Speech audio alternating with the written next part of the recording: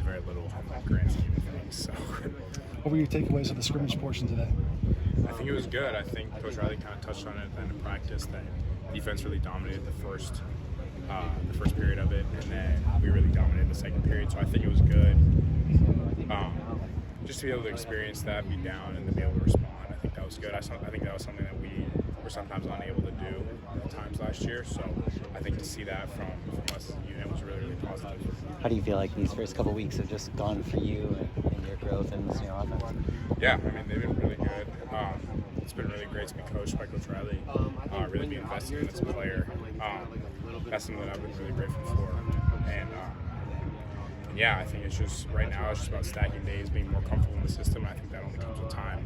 For me, I've just tried to become more and more consistent each and every day. Because, I mean, Coach Riley touched on this a lot in our meetings, that, like, the good is always going to be good. We have to do a really good job about managing the bad. So yeah.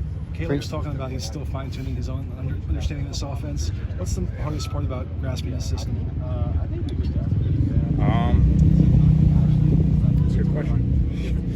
I think the hardest part is just, like, Coach Riley's so creative. So you never know kind of what wrinkles he's going to throw in there. So I think that's also probably the most fun and entertaining part about it. You never know what kind of stuff he's going to throw in the install for that day. And you really got to stay on top of your stuff. You have to study. You can't just leave his practice, go home, eat, and turn on Netflix and just hang out till tomorrow. You got to go get in your playbook and really invest, because if you don't, you're going to come out here and look silly. So. Was it a sure thing for you that when Coach Riley gets hired that you wanted to be a part of that going forward, or was there still kind of an uncertainty heading into the last couple of months? No, I think the last couple of months there was no uncertainty at all. I mean, or like after the season, I guess. Right. I mean, after the season. See, no, Coach Riley got hired during the season, so yeah. So no, I was super excited when Coach Riley got hired. I think I said this before, but all I really wanted from him, obviously circumstances were different then, but obviously all I really wanted from him was a fair shot. And when he got hired, I mean, like, you take one of the guys that's known for developing quarterbacks in college football and you bring him here, obviously I'm going to win for him. So yeah, I was really, really happy when he got hired, and, like, there's not many sure things in college football, but I think I was pretty solid on staying. Do you feel like you've gotten that fair shot so far? Yeah, absolutely. I mean, Coach Riley's been great. He's been honest and open with us about everything. And honestly, he really invests in his quarterbacks. So that's something that's been refreshing, and I really, really appreciate. I asked Caleb the same question. Talk about the relationship you're developing with the offensive line, as far as pocket awareness, when to take off, when to throw. Yeah, definitely. I mean, it's been great because we both get to go with the 1 and 2 lines. And now going into my second year, you have relationships with these guys that have been here. In terms of pocket awareness and stuff like that, that was one thing for me that I look back on, like my high school days or whatever. It's a really different pocket. I think that's probably one of the biggest jumps from high school to college. So I think being more comfortable kind of moving around and navigating that pocket has really, really helped me going into the second year.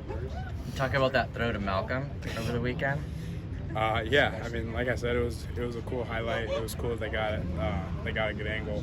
Malcolm made a great catch, so that always helps when they make us look good. So yeah, it was a cool deal. But in the grand scheme of things, like I said, it means very little. Did you ask him why he ran right by you? Yeah, I was messed up. I get it, he had to celebrate with his position group, but I got him afterwards. Don't worry.